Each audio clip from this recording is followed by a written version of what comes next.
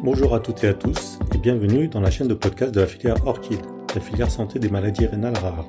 Cette nouvelle série de podcasts est dédiée au protocole de diagnostic et de soins ou PNDS sur l'hyperoxalurie.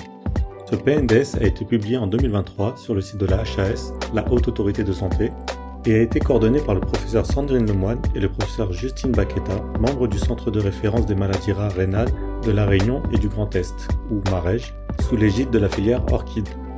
Aujourd'hui, nous allons poser les bases. Qu'est-ce que cette maladie? Pourquoi est-elle grave? Et comment la reconnaître? Pour cela, nous avons le plaisir d'accueillir le Dr Emery, néphropédiatre à Montpellier. Bonjour docteur. Bonjour Tariq, merci pour votre invitation. Docteur, commençons simplement. Qu'est-ce que l'hyperoxalurie primitive? Alors, l'hyperoxalurie primitive est une maladie génétique rare du métabolisme. Elle se caractérise par une production excessive d'oxalate, une substance que l'organisme fabrique normalement en très petite quantité et que les reins éliminent dans les urines.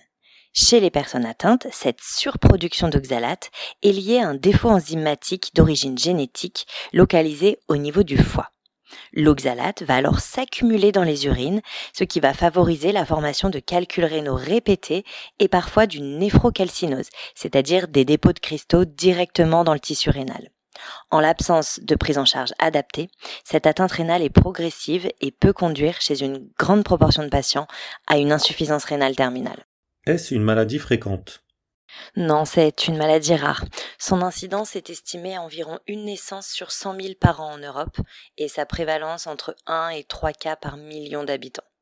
Il est cependant très probable que l'hyperoxalurie primitive soit sous-diagnostiquée, notamment dans les formes les moins sévères ou révélées tardivement à l'âge adulte.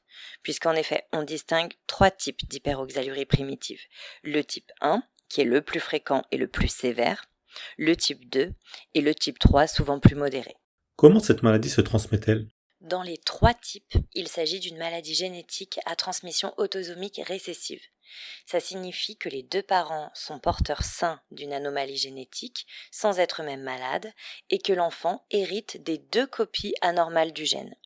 Les gènes impliqués sont AGXT, GRHPR ou OGA1 selon le type d'hyperoxalurie.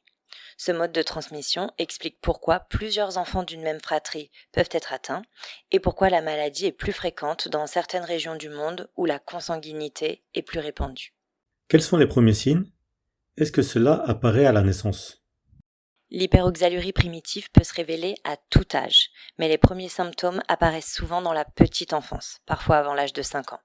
Chez les nourrissons, il existe une forme très sévère, appelée l'oxalose infantile, où une insuffisance rénale terminale peut apparaître avant l'âge de 1 an.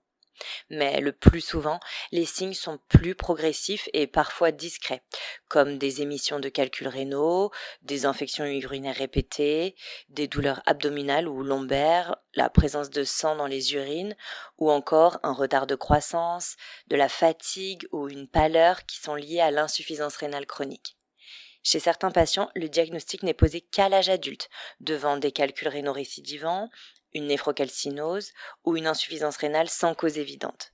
Mais la sévérité et la précocité des symptômes dépendent beaucoup du type d'hyperoxalurie, avec des formes en général plus précoces et plus sévères dans le type 1.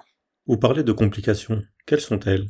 La complication principale est bien sûr l'atteinte rénale progressive, avec le développement d'une insuffisance rénale.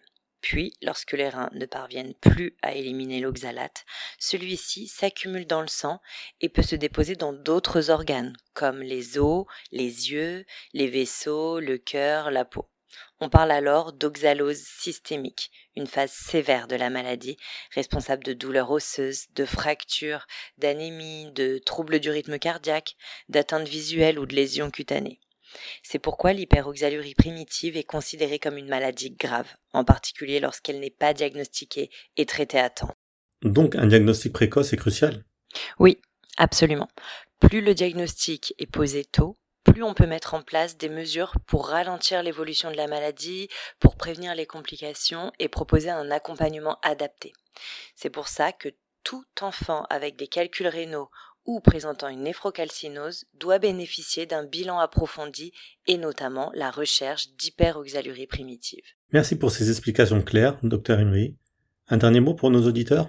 L'hyperoxalurie primitive est une maladie rare, mais aujourd'hui mieux connue et mieux prise en charge qu'auparavant. Il est essentiel d'en parler, de la faire connaître et de ne pas hésiter à orienter les patients vers des centres experts. Face à des symptômes inexpliqués, il faut savoir penser aux maladies rares. Merci infiniment, docteur. On se retrouve dans le prochain épisode pour parler du parcours diagnostique.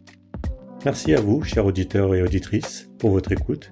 N'hésitez pas à consulter le site de la HAS et de la filière Orchid pour retrouver le PNDS complet et des ressources d'information pour les patients et les professionnels.